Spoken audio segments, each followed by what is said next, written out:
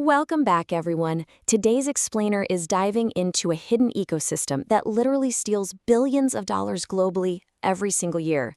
We're pulling back the curtain on payment fraud. But listen, we aren't just talking about the headache of having to cancel a compromised credit card. Oh no, we're looking at a massive, highly organized financial crime ecosystem that operates completely in the shadows, right behind our everyday, seamless digital banking. So I want you to start by really thinking about this for a second. What happens the exact second a scammer gets your money? We kind of tend to view this through the lens of a simple mistake or a brief, oh no, my account got hacked moment. But the reality on the back end, it is so much more intense. It isn't just a lost password. It's a highly coordinated, incredibly complex digital heist that plays out in literal milliseconds across global networks. To navigate all this chaos, we're going to break it down into 5 quick steps. We'll hit the point of deception, a family of typologies, following the stolen funds, the speed versus security dilemma, and finally, building layered defenses. All right, let's jump straight into Section 1, the point of deception. Here's our baseline definition. Payment fraud is the use of illegal or deceptive means to make, receive, redirect, or obtain a payment for personal or criminal gain. Now, what's really fascinating about that definition is that it pinpoints the exact pivot of the crime. In the financial crime world, payment fraud is a huge deal precisely because it's the exact moment where a lie, a clever deception, is successfully converted into the actual physical movement of money.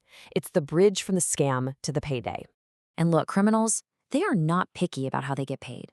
Both U.S. federal banking agencies and the UK's Financial Conduct Authority note that this crime isn't limited to just one system. It infects pretty much every conceivable payment rail out there. Think of these rails like different highways. Fraudsters honestly don't care which road they take.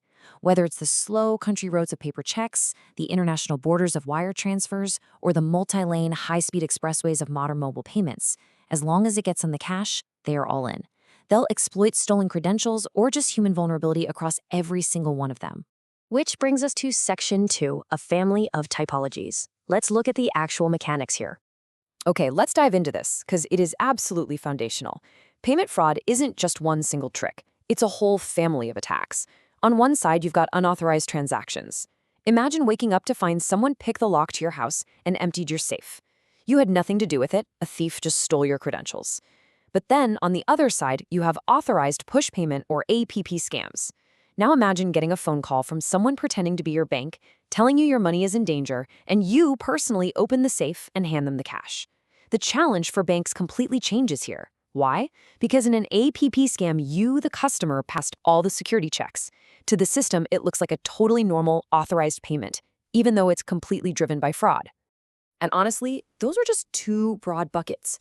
The FCA and U.S. banking agencies see the payment fraud landscape as a deeply diverse web. We're talking account takeovers, check fraud, business email compromise, mandate fraud, and mule accounts. The Financial Action Task Force, or FAF, they're basically the global watchdog for money laundering. They treat this as a massively evolving digital threat. Criminals are actively innovating just to exploit our new super fast digital payment methods. So what happens after the fraudster hits send?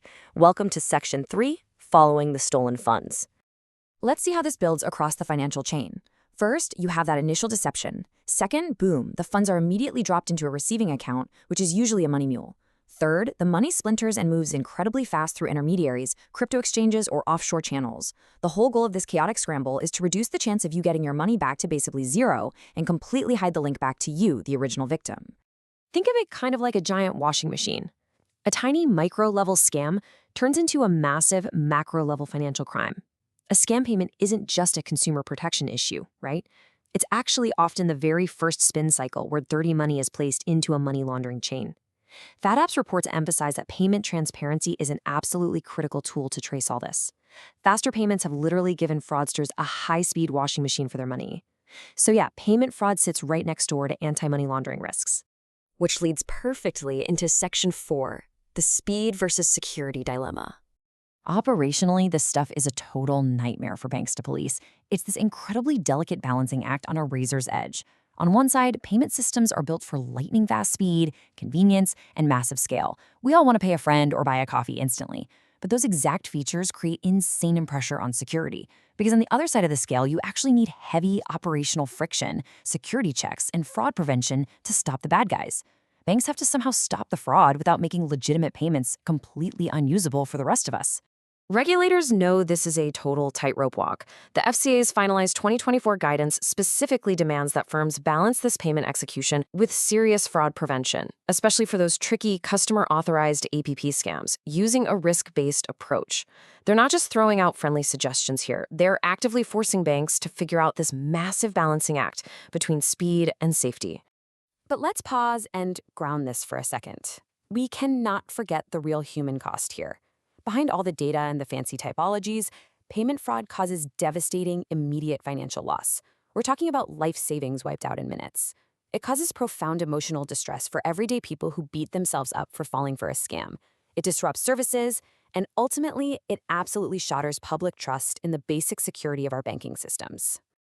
To protect that trust, institutions have to fight back. Let's look at Section 5, Building Layered Defenses. Because the threat is so all over the place, a mature defense framework relies on deeply layered controls. Just think about the sheer size of this list. Banks are required to use identity authentication, device monitoring, beneficiary risk assessments, complex behavior analytics to spot anything weird, targeted scam warnings, intel sharing between banks, receiving account monitoring. I mean, the whole shebang. None of these work in isolation. They basically all have to fire perfectly at the exact same time just to protect a single transaction. And to make sure all these different controls are actually speaking the same language, tools like the Federal Reserve's fraud classifier are a total game changer. Think of it like a universal translator. It categorizes and maps common fraud typologies across ACI, wire, and check payments. That helps create a much more consistent, unified defense grid across all those different payment highways we talked about earlier. So here is the really crucial point you should take away from all this. Payment fraud isn't just a payments problem. It's a massive control issue spanning fraud prevention, anti-money laundering, and financial crime governance. Because ultimately, whether the money is hacked, manipulated, or induced by some clever scammer, the criminal's goal is exactly the same: to weaponize our basic trust in the system and turn it into their payday. It is literally the mechanism organized crime uses to extract and move money around the entire globe. I want to leave you with this final thought. As our digital payments get faster and even more seamless, how will the global defense grid actually evolve to protect our trust? It's this never-ending cat-and-mouse game between incredible technological convenience and the dark shadow of financial crime. The real question is, who's going to innovate faster? Thank you so much for joining me on this explainer, and stay vigilant out there.